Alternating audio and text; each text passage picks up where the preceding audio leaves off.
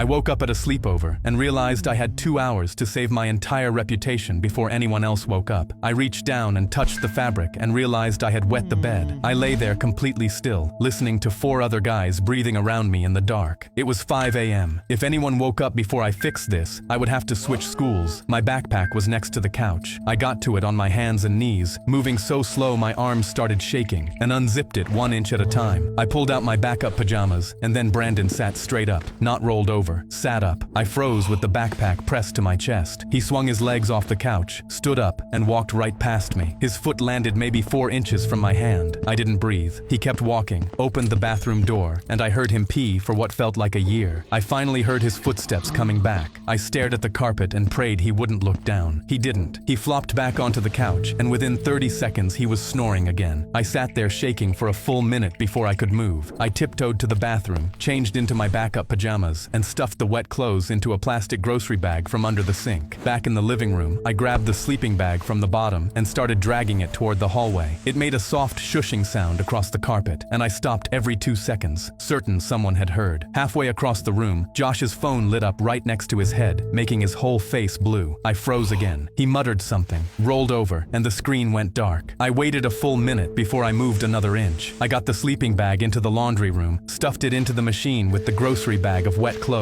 and turned the dial as slow as I could. The click sounded like a door slamming. I turned it 1 more notch and the machine started filling with water, and I exhaled for what felt like the first time in an hour. Then the hallway light came on. Josh's mom was standing at the other end of the hall in a robe, arms crossed, looking right at me. I opened my mouth. I spilled milk on my sleeping bag and didn't want it to sit overnight and smell. She didn't say anything for a long second. She just looked at me. Then she walked past me into the laundry room, opened the cabinet above the machine, pulled down a bottle of detergent I hadn't seen, and set it on top of the dryer. "Use this one," she said. "It works better on accidents." Then she pointed at a closet behind me and said there was an extra blanket in there, turned off the light, and went back to her room. I poured the detergent in. I got the blanket, went back to the living room, and laid down. Brandon was on his back snoring. Josh hadn't moved. Only one person knew, and she wasn't going to say a word.